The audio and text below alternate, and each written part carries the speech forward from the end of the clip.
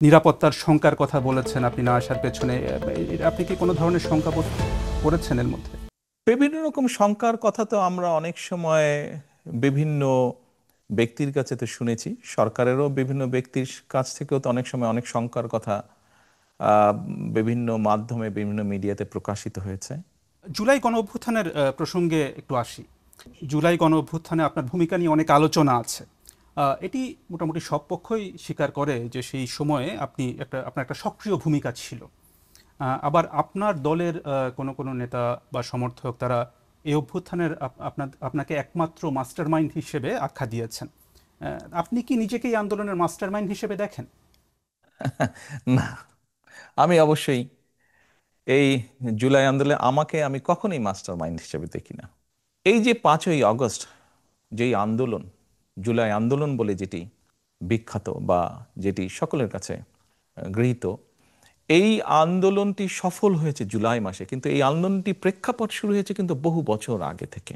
এই আন্দোলনে বাংলাদেশের গণতান্ত্রিক রাজনৈতিক দলগুলোর নেতাকর্মীরা, সেটি বিএনপি হোক বা অন্য রাজনৈতিক দলগুলি হোক, যারা গণতান্ত্রিক রাজনৈতিক দল, প্রত্যেকটি রাজনৈতিক দল বিভিন্নভাবে অবদান রেখেছে, বিভিন্নভাবে তাদের নেতাকর্মীরা নির্যাতিত হয়েছে।